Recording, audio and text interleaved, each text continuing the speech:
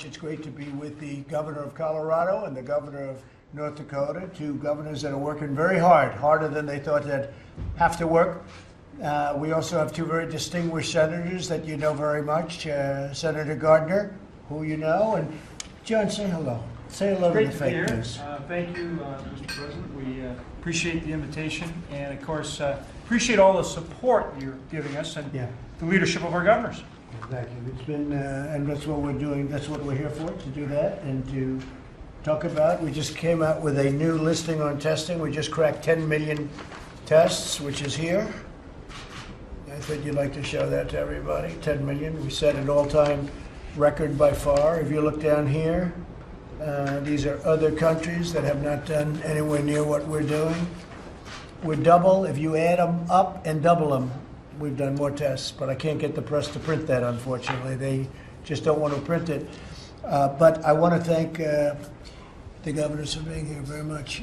We appreciate it. We're going to have some good, fruitful talks about going even to the next step.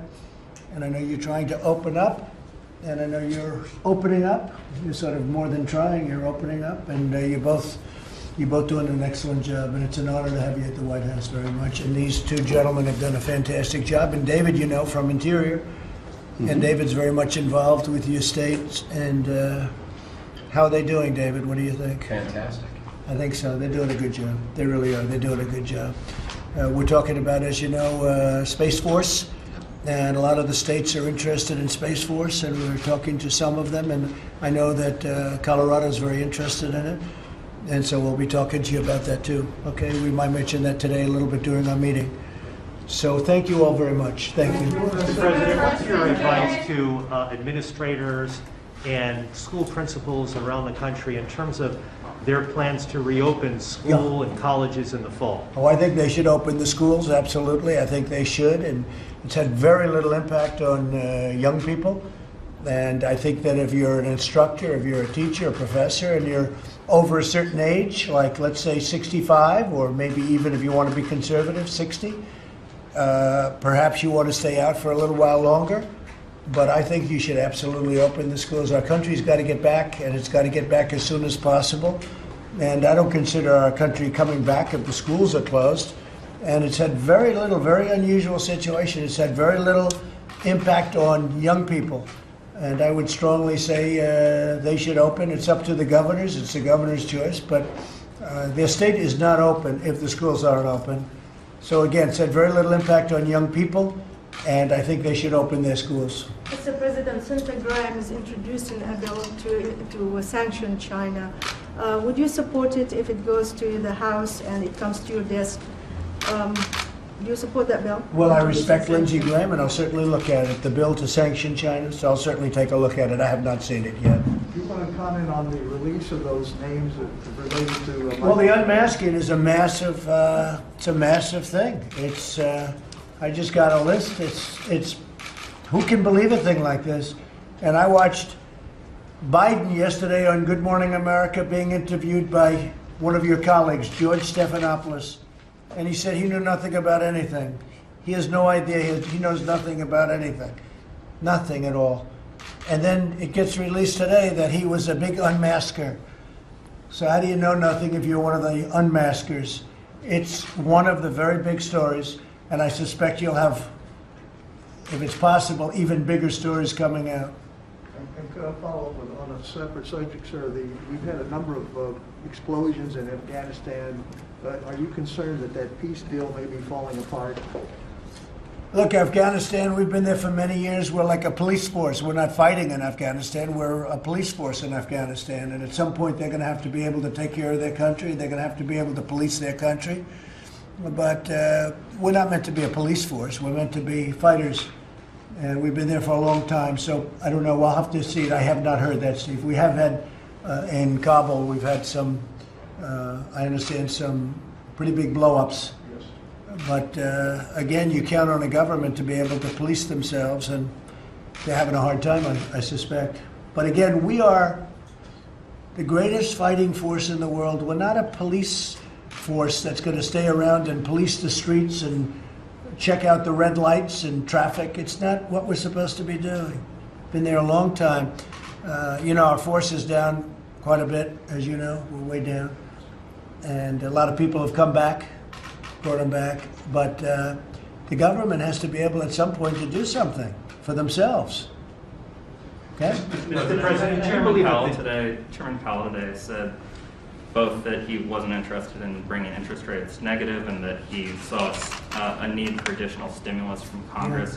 I know that you said we could wait and see on stimulus and that you want negative rates, so I wasn't wondering your reaction. Well, I'm a believer in negative rates only if other countries that are competitors, look, Germany, they're an ally, they're friends of ours, but they're still competitors on trade and other things. So Germany, Japan, others have negative rates, and I think if they do, we're the most prime of the world. It's based, many countries, based on the dollar. The dollar is by far the strongest, most powerful currency in the world. We've made it more powerful, we've made it stronger, and certainly if they're going to have the advantage of negative rates, we should too. I feel strongly we should have negative rates. Negative rates is basically where they pay you interest if you borrow money. This is a new one. I've been looking for something like that all my life. That's a pretty good one. But certainly if other countries are going to be paid for putting out money, I mean, think of it, they're borrowing money, and instead of paying interest, they're getting paid. It's the craziest thing, but you know what? Other countries are doing it. Look at Germany, look at Japan, look at others, and we're the most prime in the world right now. And we have the currency, and we have the power of the dollar.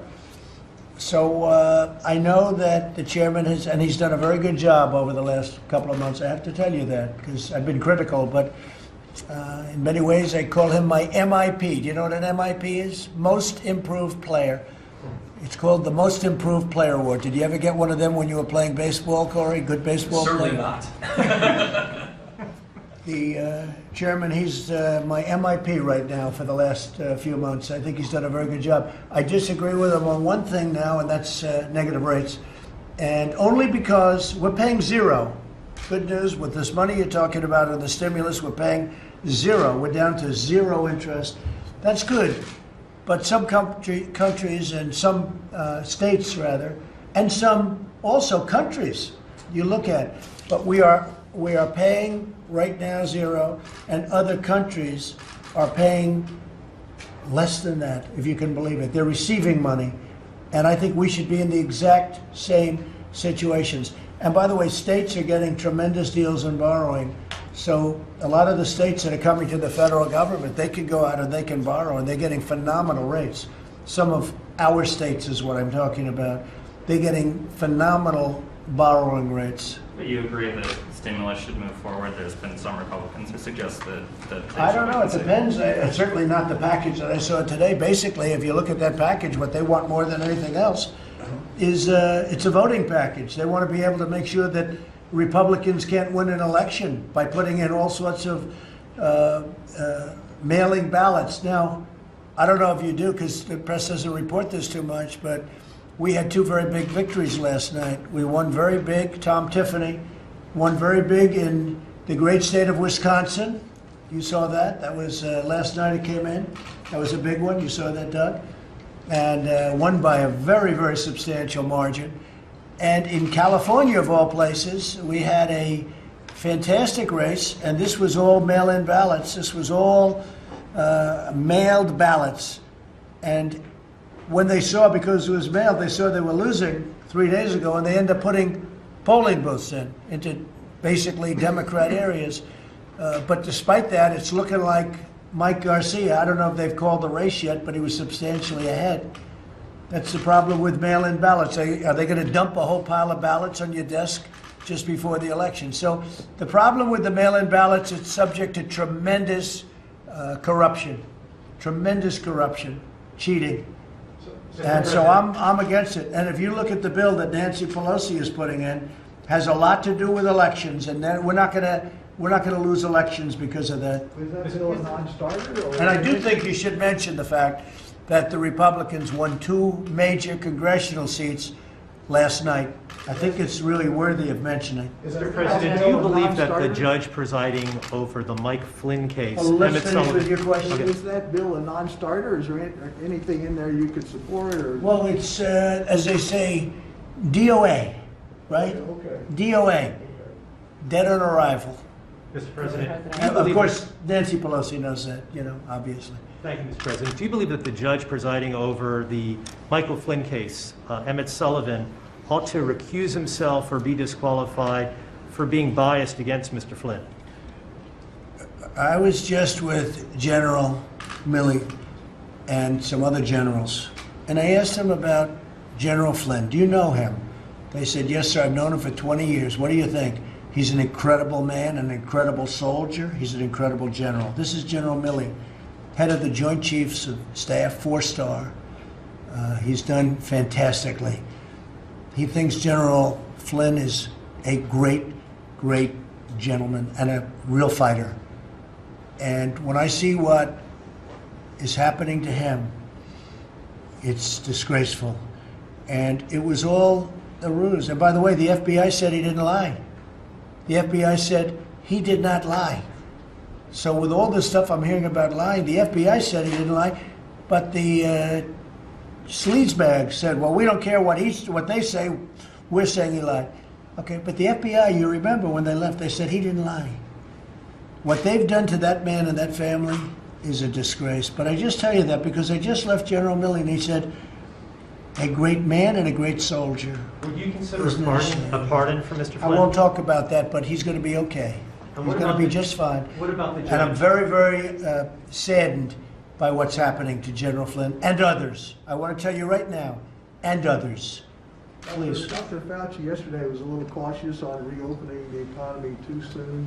Do you share his concerns? About reopening what?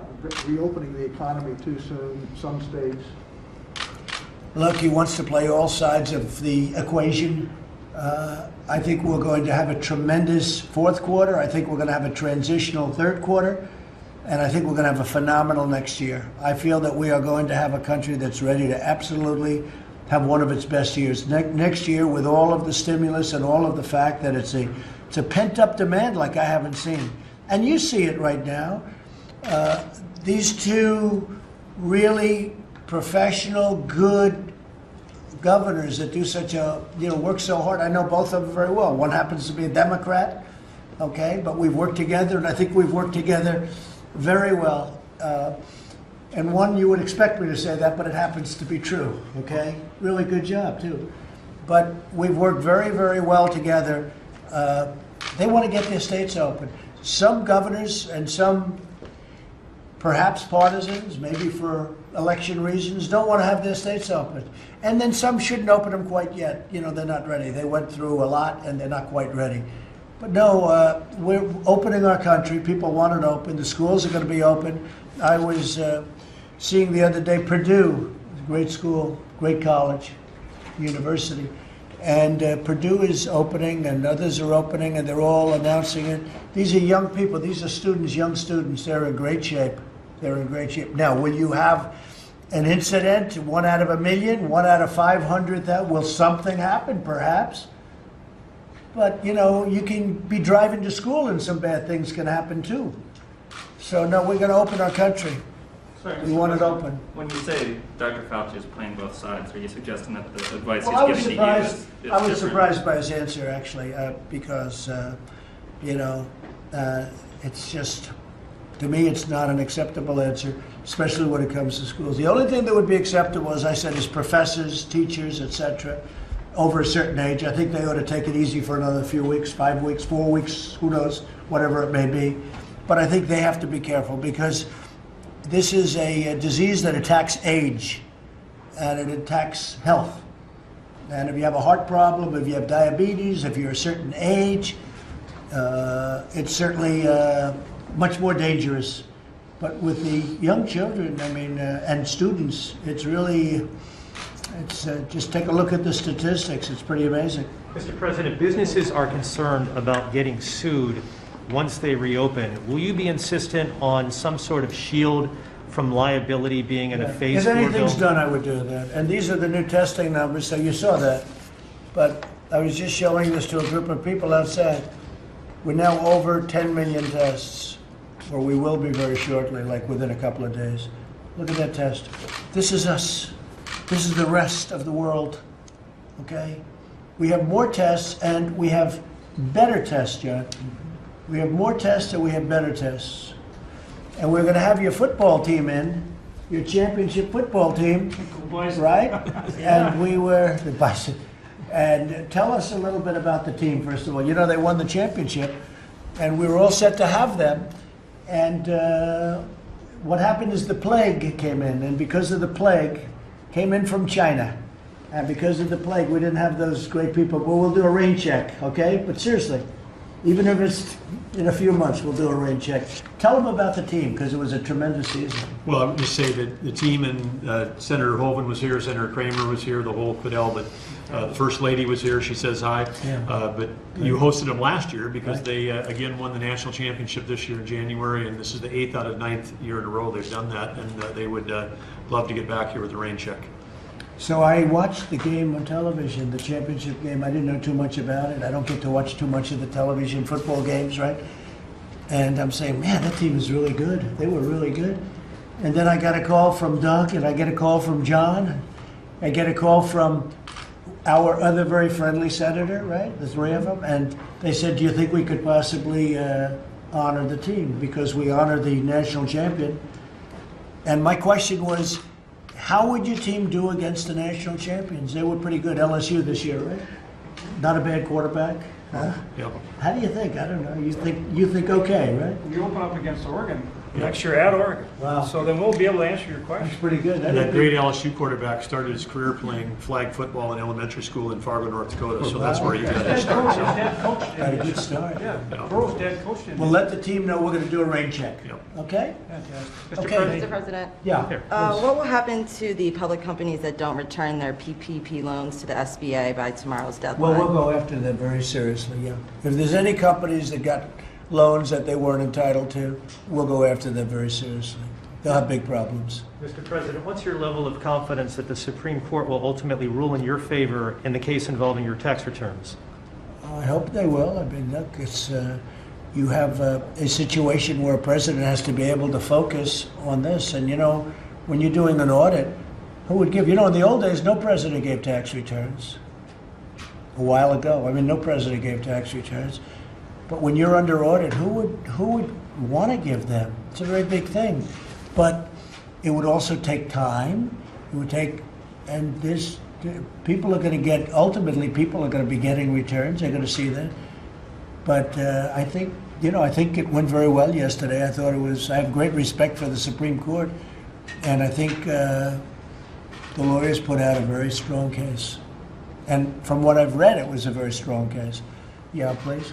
How long do you and the Vice President plan to stay apart, distance-wise? Well, it's an interesting question. I haven't seen Mike Pence, and I miss him. But he was in the room with somebody that tested positive, and he did not test positive. He tested the opposite. He's in good shape. But I guess we said for a little while we'll stay apart because you don't know what happens with this very crazy and horrible disease. But we speak a lot on the phone. But I'm in the White House. Mike is at his office, but he's, you know, pretty much away from people. And he's doing a great job. He's done a great job, I think you'd say, on the task force. He really has. I think you've pretty much gotten everything you wanted, and we try and get it to you quickly. Yeah, we talk to the Vice President regularly.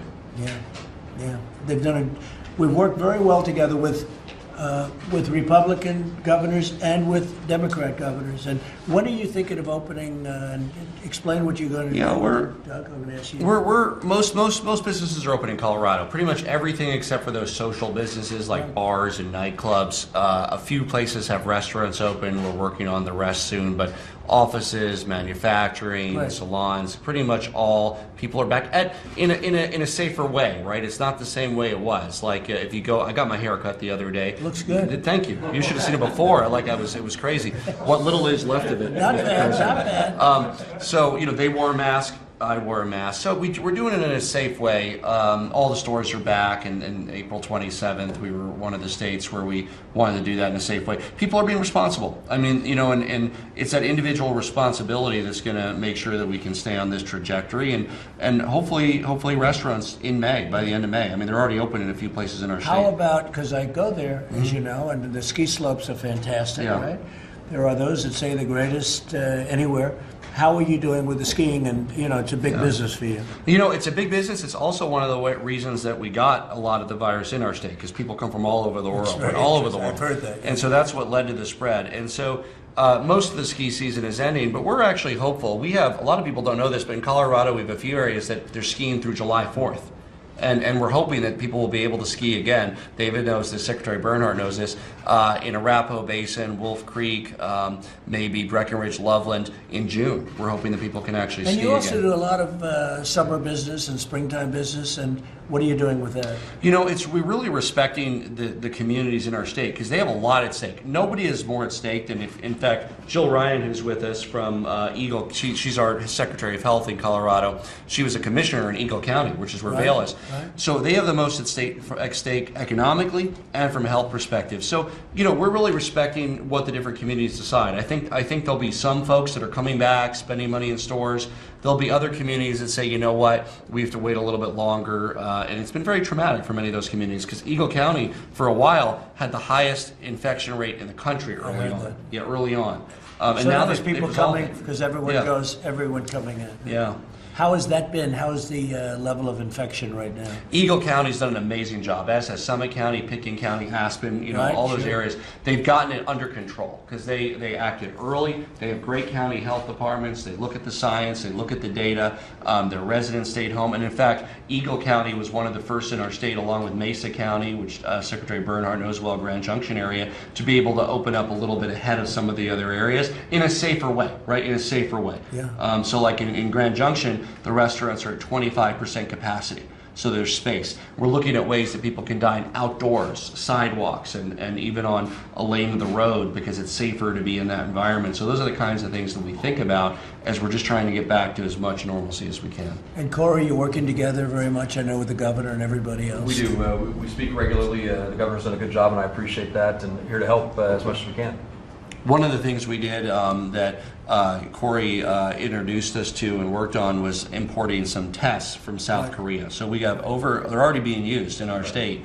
We're also partnering with the Vice President and you on some Thermo Fisher tests that we think are coming very soon. We're getting, I think, 95,000. I was told they're here and Good. you're getting them very quickly. Good. We're excited because we're running through those tests from South Korea. But that's what's so important. It's the supplies, right? We have the ability to do it.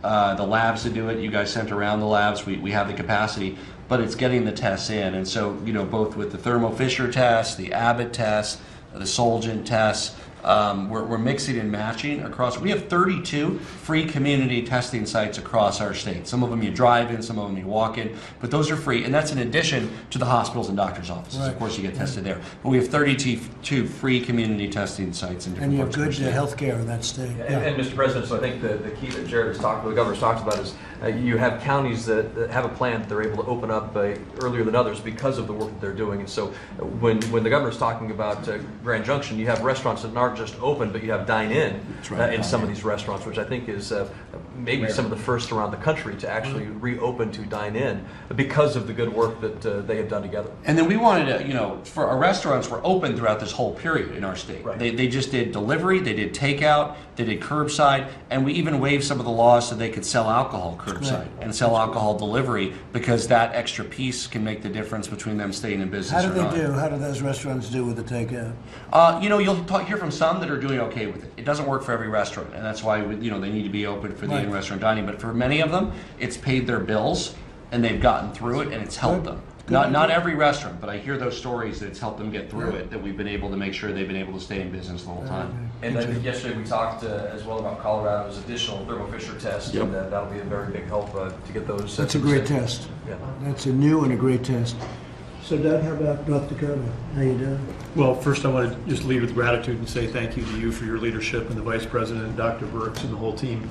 It's been a great partnership, federal to state to local in North Dakota. And secondly, I wanted to say thanks to all the great people in North Dakota because like Jared in Colorado, I mean, we relied a lot on individual responsibility, light touch from government, and had great results. And here we sit today, we're number 2 in the nation. We passed New York this week in terms of testing per capita. Right. So we've really driven in. We've tested over 6% And of the you're population. using different tests, all different, and you're in good shape with the testing. What tests are you using? Well, this has all been the PCR, the nucleic acid testing, Right. and it's been across a number of Right. different platforms, Thermo Fisher, Abbott, Panther, and so we've got a variety of different platforms, but most of it driven through our state lab, which has had an order of magnitude increase.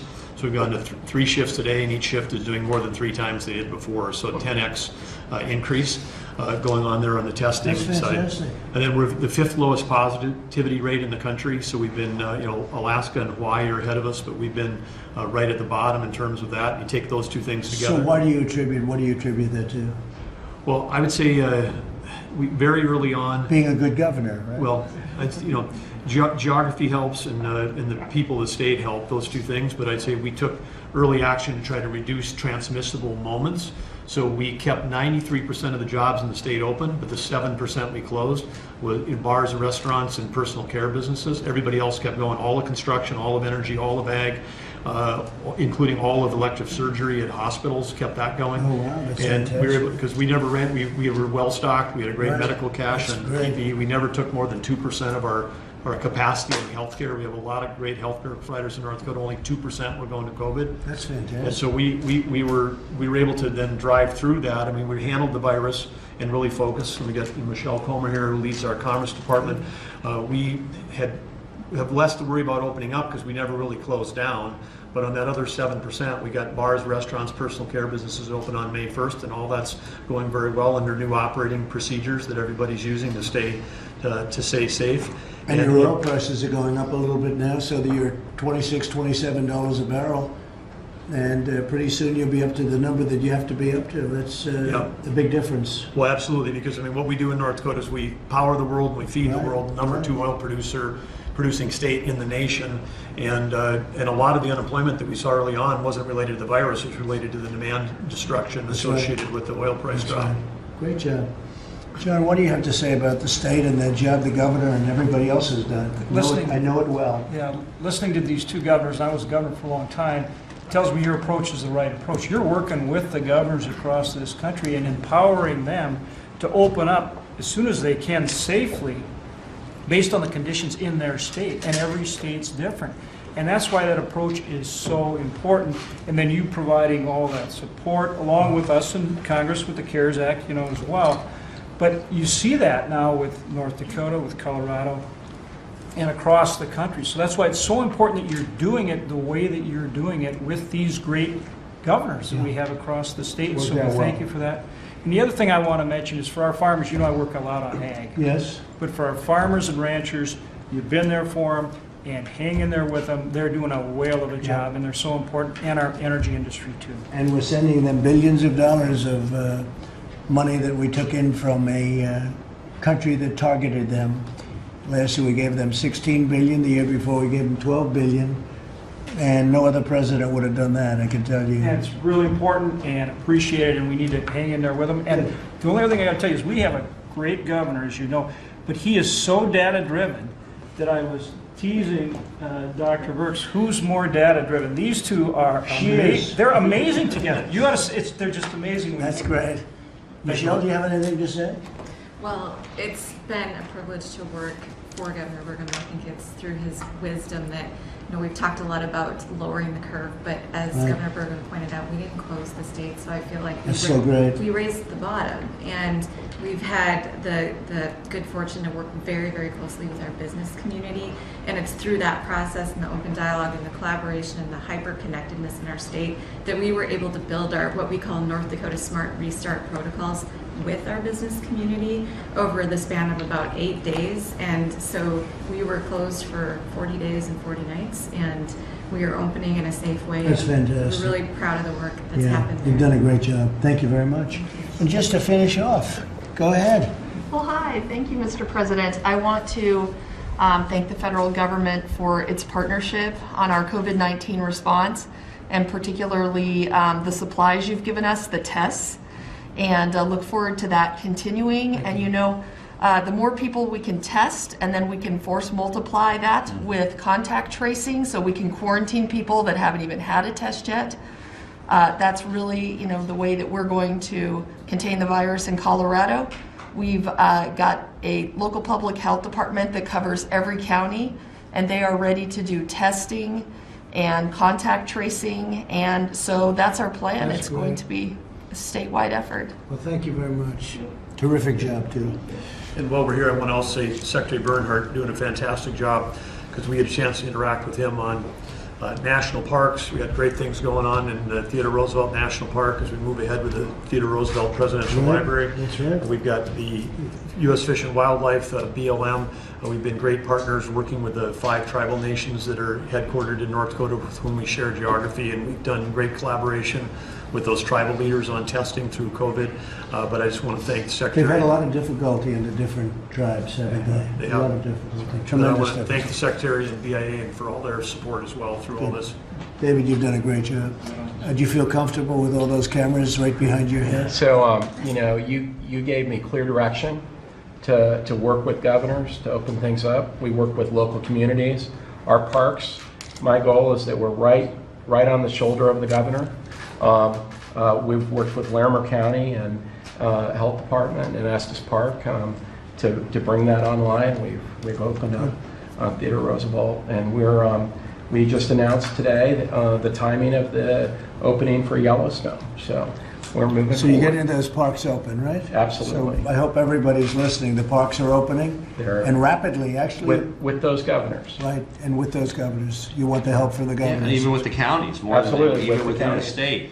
And we're all excited because recreating outdoors is safe and healthy. Yeah. The flip side is we're not yet ready to have all the people from other states and other And countries that's why we're coming in. So that's collaborating the with balance. those local communities to ramp So up. in all innovation. cases, you're working with governors and opening the big. And local towns. That's Absolutely. great.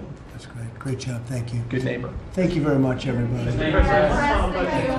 How do you increase the confidence in the American public to go travel on America's airlines right They now? have great confidence, and they have great confidence in us, and they have great confidence in the airlines. We've saved the airlines with $25 billion and another $25 billion, and we have airlines that are now in good shape. I mean, they're going to pick up with the fares and with the seats, but the airline industry is in good shape. We've been able to save the airline industry, which would have been devastating if that happened. So they're in good shape. Thank you very much. Thank you. Thank you. Thank you.